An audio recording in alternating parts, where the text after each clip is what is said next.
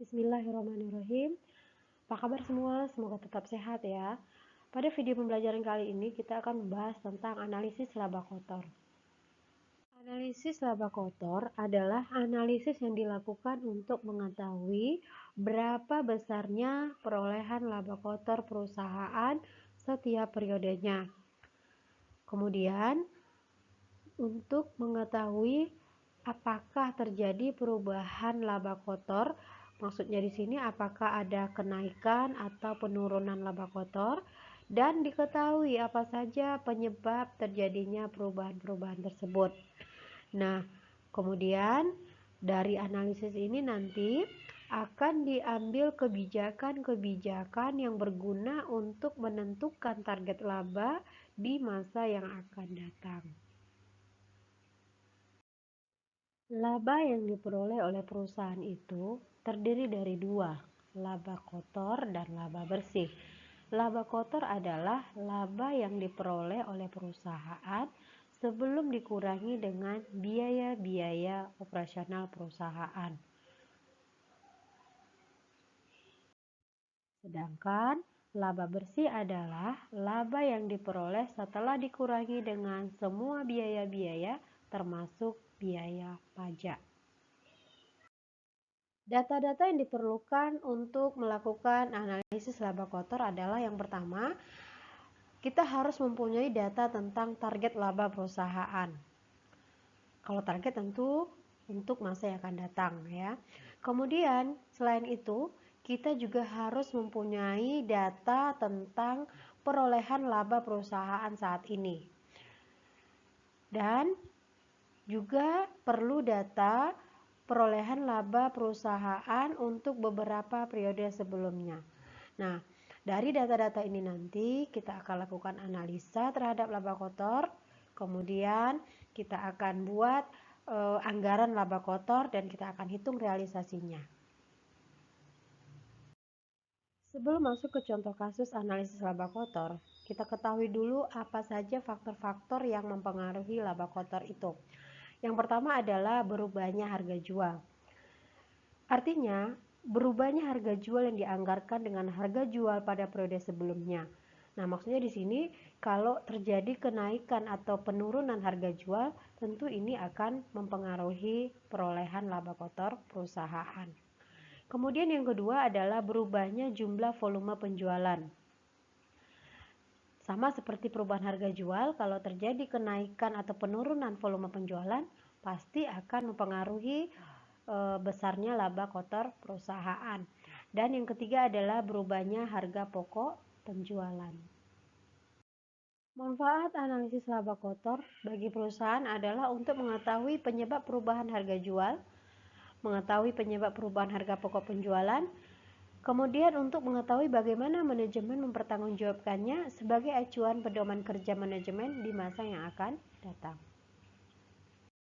Baik, sekarang kita lanjutkan untuk menganalisis sebuah contoh kasus dari analisis laba kotor sebuah perusahaan.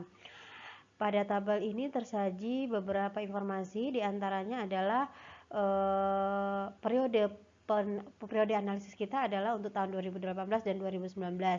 Untuk penjualan bersih tahun 2018 itu ada 100 juta, kemudian tahun 2019 ada 165 juta rupiah. Harga pokok penjualan tahun 2018 75 juta rupiah, tahun 2019 110 juta rupiah. Laba kotor tahun 2018 25 juta rupiah dan tahun 2019 55 juta rupiah. Untuk jumlah barang yang dijual dalam unit tahun 2018 ada 1000 unit, 2019 1100 unit. Harga jual per unit tahun 2018 100.000 rupiah, tahun 2019 150.000 rupiah. Untuk harga pokok penjualan per unit tahun 2018 sebesar Rp75.000 dan tahun 2019 Rp100.000. Nah, dari data pada tabel ini kita akan lakukan analisis. Yang pertama adalah kita hitung perubahan-perubahan yang terjadi dari tahun 2018 ke tahun 2019. Ini adalah tabel perubahan yang dimaksud ya, di mana untuk penjualan bersih terjadi perubahan atau kenaikan sebesar 65 juta rupiah. Untuk harga pokok penjualan terjadi kenaikan sebesar 35 juta rupiah. Untuk laba kotor ada kenaikan sebesar 30 juta rupiah. Untuk jumlah barang yang dijual ada kenaikan 100 unit.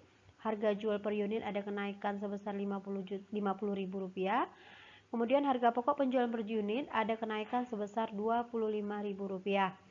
Nah, setelah data perubahan-perubahan ini kita buat, kemudian kita lanjutkan menganalisis apa saja faktor-faktor yang menyebabkan terjadinya perubahan-perubahan tersebut dan bagaimana nanti dampaknya kepada laba kotor perusahaan. Yang pertama kita lihat terjadinya perubahan-perubahan tersebut adalah karena faktor penjualan. Ya, analisanya adalah penjualan tahun 2019 165 juta rupiah. Kemudian penjualan tahun 2019 dikali dengan harga jual tahun 2018 berarti 1.100 unit dikalikan dengan 100.000 rupiah diperoleh angka 110 juta rupiah. Nah, dari data ini kita peroleh adanya kenaikan laba kotor karena adanya perubahan harga jual sebesar 55 juta rupiah. Nah, analisis ini juga kita bisa lakukan dengan menggunakan rumus yaitu QT2 dikali dengan PR2 dikurangi dengan PR1. Maksudnya adalah QT2 itu adalah volume atau jumlah unit penjualan pada tahun kedua, artinya kita kan bandingkan tadi 2018 dan 2019, berarti untuk tahun 2019-nya. Kemudian PR2 itu adalah harga jual per unit pada tahun kedua. PR1 itu adalah harga jual per unit pada tahun pertama. Nah, pada harga jual pada tahun 2019 ke tadi 150 juta rupiah. Kemudian harga jual pada tahun 2018 100.000 rupiah. Nah, kita kurangkan, kemudian hasilnya adalah 50.000 rupiah, kita kalikan dengan 1.100 unit sehingga diperoleh jawaban 55 juta rupiah. Nah, baik dengan perhitungan yang di atas maupun dengan rumus itu hasilnya akan sama. Nah, ini yang pertama ya, karena adanya perubahan harga jual. Selanjutnya yang kedua adalah karena volume penjualan. Nah, dilihat di sini ada penjualan tahun 2019 dikali dengan harga jual tahun 2018 sehingga diperoleh jumlah 1.100 unit dikali dengan 100.000 rupiah dapat angkanya 110 juta rupiah. Nah, penjualan tahun 2018 itu ada 100 juta rupiah sehingga diperoleh kenaikan laba kotor karena perubahan volume penjualan sebesar 10 juta rupiah. Cara ini juga bisa kita lakukan dengan menggunakan rumus yaitu harga pada tahun pertama, harga jual pada tahun pertama dikalikan dengan jumlah unit penjualan pada tahun kedua dikurangi dengan jumlah unit penjualan pada tahun ke-1 atau pada tahun pertama. Nah, sehingga diperoleh jawaban yang sama yaitu sebesar 10 juta rupiah. Yang ketiga adalah karena harga pokok penjualan. Kita lihat analisisnya, untuk harga pokok tahun 2019 adalah 110 juta rupiah. Jumlah penjualan tahun 2019 dikalikan dengan harga pokok penjualan pada tahun 2018 diperoleh angka 1.100 unit dikali dengan 75.000 rupiah. Ya, di sini harga pokok tahun 2018 itu yang kita gunakan adalah harga pokok per unit ya. Oke. Sedangkan harga pokok tahun 2019 itu adalah harga pokok secara keseluruhannya, bukan dalam unit ya. Nah, sehingga diperoleh angka 1.100 unit dikalikan dengan 75.000 rupiah adalah sebesar 82.500.000 rupiah. Nah, dari analisis ini diperoleh kenaikan laba kotor karena perubahan harga pokok penjualan sebesar 27.500.000 rupiah. Nah, kalau dengan menggunakan rumus QT2 atau jumlah unit penjualan pada tahun kedua dikurangi dengan harga pokok tahun kedua dikurangi dengan harga pokok penjualan tahun pertama. Nah, harga pokok di sini harga pokok per unit ya. Jadi 1.100 unit dikalikan dengan 25.000 rupiah sehingga diperoleh jawabannya adalah sebesar 27.500.000 rupiah. Yang keempat karena perubahan kuantitas harga pokok. Nah, kita lihat jumlah penjualan tahun 2019 dikalikan dengan harga pokok tahun 2018 ya. 1.100 unit dikalikan dengan Rp75.000. Ya, sekali lagi di sini adalah harga pokok penjualan per unitnya. Sebesar angkanya tadi Rp82.500.000. Kemudian kita kurangkan dengan harga pokok penjualan tahun 2018. Nah, ini adalah total harga pokok tahun 2018-nya sebesar Rp75 juta. Nah, kemudian kita lihat di sini diperoleh kenaikan laba kotor karena perubahan kuantitas harga pokok penjualan tadi sebesar Rp7.500.000. Nah, dengan rumus kita bisa cari harga pokok pada tahun pertama, harga pokok per unit pada tahun pertama, kemudian dikalikan dengan jumlah unit penjualan pada tahun kedua dikurangi dengan jumlah unit penjualan pada tahun pertama. Ya, sehingga diperoleh jawaban yang sama yaitu sebesar Rp7.500.000. Nah, dari analisis faktor penyebab perubahan-perubahan tersebut, sekarang kita lanjutkan menyusun laporan perubahan laba kotor. Yang pertama kita lihat kenaikan penjualan diakibatkan oleh kenaikan harga jual itu ada sebesar Rp55 juta. Kemudian kenaikan kuantitas penjualan ada sebesar Rp10 juta.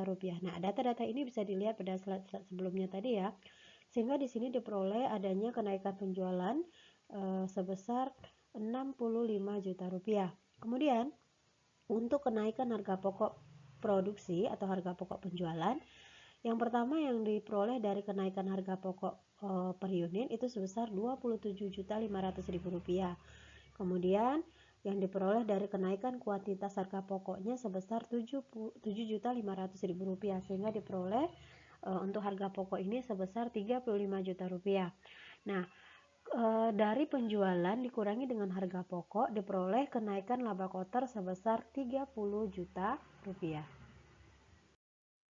Oke, pada tabel ini terlihat laporan perubahan secara keseluruhan, secara ringkas yang tersaji dalam penjualan, harga pokok penjualan, dan laba kotor. Nah, sebenarnya data ini ada pada tabel sebelumnya, ya. Kita hanya bagaimana mengilustrasikannya sehingga nanti diperoleh adanya perubahan laba kotor, ya. Kita lihat untuk penjualan tahun 2018 itu ada sebesar Rp100 juta. Penjualan tahun 2019 Rp165 juta. Nah, di sini kan tadi kita sudah hitung nih ada kenaikan sebesar Rp65 juta. Kemudian kolom berikutnya adalah tentang harga pokok penjualan. Untuk tahun 2018 harga pokok penjualannya adalah sebesar Rp75 juta. Tahun 2019 itu ada kenaikan sebesar Rp35 juta, yaitu sebesar Rp110 juta. Nah, untuk kolom selanjutnya adalah tersaji tentang laba kotor, di mana tahun 2018 itu diperoleh ada laba kotor sebesar Rp25 juta. Datanya diperoleh dari penjualan dikurangi dengan harga pokok penjualan, ya. Jadi Rp100 juta dikurangi dengan Rp75 juta sehingga diperoleh laba kotor tahun 2018 itu sebesar Rp25 juta. Untuk tahun 2019 Rp165 juta dikurangi dengan harga pokok Rp110 juta sehingga diperoleh angka sebesar Rp55 juta. Nah, di sini terlihat laba kotor itu ada kenaikan dari tahun 2018 ke tahun 2019 sebesar Rp30 juta. Nah, data ini juga kita lihat dari kenaikan penjualan dan kenaikan harga pokok penjualan, ya, dimana kenaikan penjualan tadi ada Rp65 juta, kemudian kenaikan harga pokok penjualan sebesar Rp35 juta, sehingga Rp65 juta dikurangi Rp35 juta diperoleh sebesar Rp30 juta. Setelah analisis laba kotor yang kita lakukan tadi, selanjutnya kita akan buat atau kita akan susun anggaran laba kotor untuk masa yang akan datang. Di dalam menyusun perencanaan laba kotor atau anggaran laba kotor ini harus dipertimbangkan beberapa faktor, diantaranya adalah yang pertama volume penjualan, yang kedua harga jual. baik volume penjualan maupun harga jual. Apabila perusahaan ingin menargetkan perolehan laba yang lebih besar untuk masa yang akan datang daripada periode saat ini, nah tentu perusahaan harus menambah volume penjualan atau perusahaan harus bisa menaikkan harga jual produk mereka. Nah, sebaliknya jika volume penjualan diturunkan atau harga jual produk perusahaan itu turun, tentu target laba yang ditetapkan untuk masa yang akan datang akan berkurang dari saat ini gitu ya. Nah, jadi ini adalah faktor yang mempengaruhi dalam menyusun anggaran laba kotor. Berikutnya adalah permintaan produk perusahaan ini. Jadi perusahaan sebelum menyusun anggaran laba kotor sebaiknya melakukan namanya riset pasar, mengadakan survei kepada konsumen apakah nanti diperoleh informasi bahwa ternyata masyarakat masih menginginkan atau masih berminat terhadap produk perusahaan. Jadi bagaimana tingkat permintaannya, apakah cukup tinggi, turun atau bagaimana ya. Nah, ini berkaitan dengan faktor yang keempat yaitu masalah persaingan. Nah, jika misalnya saat ini banyak pesaing-pesaing yang baru masuk di industri yang sama, nah tentu permintaan produk perusahaan perlu dilakukan analisis ulang apakah banyak masyarakat yang beralih ke produk lainnya atau masih bertahan setia memilih produk perusahaan kita. Nah, ini juga akan berdampak kepada penentuan target laba di masa yang akan datang. Selain itu adalah berhubungan dengan keadaan perekonomian. Nah, ini sangat jelas kita rasakan sekarang ya dengan situasi pandemi seperti ini, di mana situasi pandemi ini berdampak kepada usaha-usaha, mulai dari bukan hanya perusahaan-perusahaan besar saja, tetapi juga berdampak kepada industri-industri kecil ya. Nah, ini juga menjadi salah satu dasar pertimbangan bagaimana perusahaan itu menargetkan laba di masa yang akan datang ya. Kemudian faktor demografi masyarakat. Nah, di sini meliputi budaya masyarakat, kebiasaan masyarakat, ada istiadat dan lain sebagainya. Maksudnya bagaimana? Nah, misalnya begini, jika perusahaan ingin membuat atau menetapkan target laba yang lebih besar untuk masa yang akan datang, tentu salah satu jalan yang bisa dilakukan oleh perusahaan adalah dengan menambah pangsa pasar atau menambah lokasi pasar. Nah, perusahaan misalnya memilih satu daerah baru yang selama ini belum dipasarkan produknya di sana. Nah, tentu perusahaan harus memperhatikan faktor demografinya, ya. Apakah sesuai produk mereka dengan masyarakat setempat, ya, dengan kebiasaan masyarakatnya dan lain sebagainya. Nah, jika saat ternyata masyarakat tidak sesuai budayanya, kebiasaan dan ada istiadatnya dengan produk kita, tentu sebaiknya perusahaan mengganti dengan pasar atau lokasi pasar yang lain ya, karena untuk mencapai target laba kan tentu harus sesuai dengan lokasi pasarnya ya. Nah, itu maksudnya. Kemudian faktor-faktor lainnya yang masih banyak lagi yang harus dipertimbangkan oleh perusahaan di dalam menyusun anggaran laba kotor. Ini ada sebuah contoh anggaran laba kotor. Kita lihat di sini ada data produk yang akan diproduksi oleh perusahaan, yaitu tas, sepatu, dan sendal. Harga jual per unit untuk tas Rp170.000, sepatu Rp140.000, sendal Rp120.000. Harga pokok per unit untuk tas Rp100.000, sepatu Rp90.000, dan sendal Rp80.000. Nah, dari harga jual per unit dan harga pokok per unit ini diperoleh laba kotor per unitnya adalah untuk tas Rp70.000, sepatu Rp50.000, dan sendal Rp40.000. Nah, ini data semuanya untuk per unit ya. Nah, selanjutnya pada tabel ini terlihat ada jumlah volume penjualan dalam unit. Untuk tas itu ada 10.000 unit, sepatu dan sandal juga 10.000 unit. Nah, dari laba kotor per unit tadi, untuk tas Rp70.000, sepatu Rp50.000, dan sandal Rp40.000, kita bisa hitung berapa perolehan laba kotor secara keseluruhan, yaitu untuk tas 10.000 unit dikalikan dengan Rp70.000, sehingga diperoleh sebesar Rp700 juta, untuk sepatu Rp500 juta dan sandal Rp400 juta.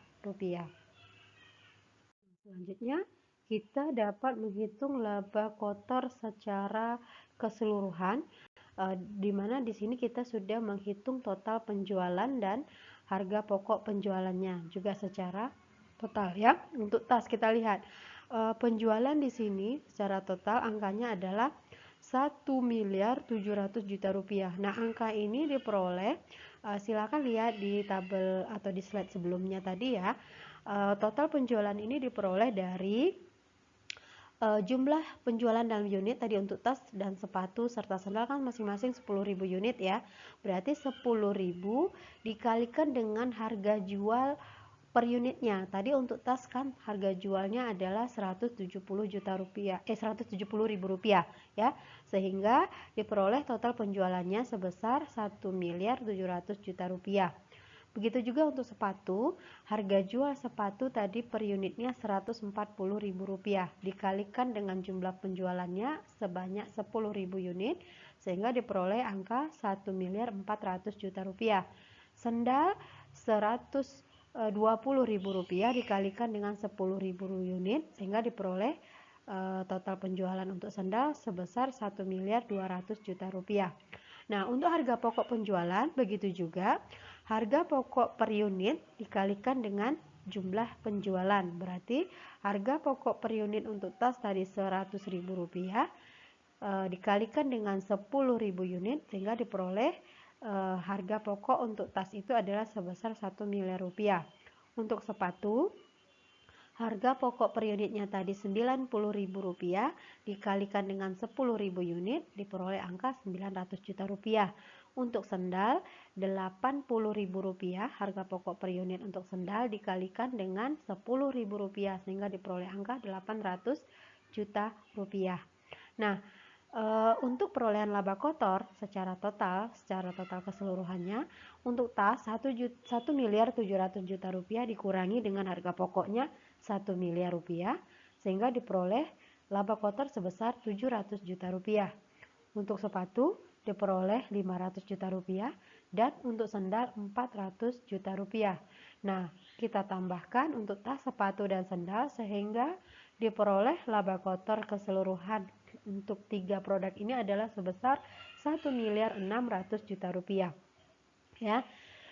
Nah, ini juga bisa kita peroleh dari jumlah total keseluruhan penjualan untuk semua produk itu sebesar Rp4.300.000.000 dikurangi dengan total keseluruhan harga pokoknya Rp2.700.000.000 sehingga ini juga memperoleh jawaban untuk laba kotor secara total keseluruhan adalah sebesar Rp1.600.000.000. Nanti data anggaran laba kotor tadi kita bandingkan dengan realisasinya. Nah, ini adalah data realisasi anggaran laba kotor. Kita lihat untuk produk yang sama, realisasinya adalah terjadi kenaikan harga jual per unit ya. Untuk tas itu menjadi Rp180.000, sepatu Rp150.000 dan sendal Rp120.000. Nah, sepertinya di sini sendal yang tidak mengalami kenaikan. Kemudian untuk harga pokok penjualan per unit, untuk tas Rp105.000, untuk sepatu Rp90.000 dan untuk sendal Rp90.000. Di sini sepatu yang tidak mengalami kenaikan harga pokok per unit.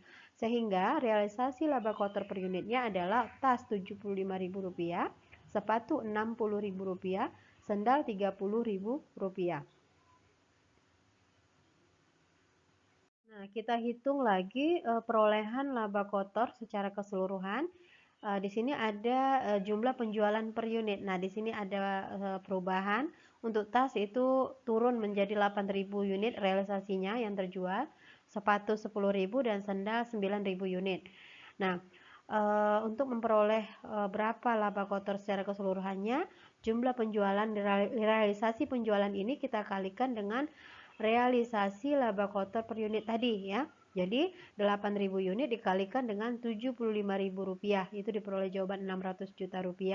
Untuk sepatu Rp10.000 dikalikan dengan 10.000 unit dikalikan dengan Rp60.000 sehingga diperoleh jawaban Rp600 juta. Untuk sendal 9.000 unit dikalikan dengan Rp30.000 itu diperoleh angka sebesar Rp270 juta. Nah, selanjutnya kita hitung laba kotor secara keseluruhan. Nah, ini realisasi laba kotor secara keseluruhan ya. Yang pertama kita lihat dulu untuk total penjualan. Realisasinya adalah untuk tas itu sebesar 1.440 juta rupiah. Data ini diperoleh dengan perhitungan yang sama seperti menghitung target tadi, yaitu untuk tas realisasinya hanya terjual 8.000 unit pada harga jual yang mengalami kenaikan sebesar Rp180.000, sehingga diperoleh angka 1.440 juta rupiah. Kemudian untuk sepatu juga sama, diperoleh angka sebesar 1.500 juta rupiah. Sendal 1.080 juta rupiah.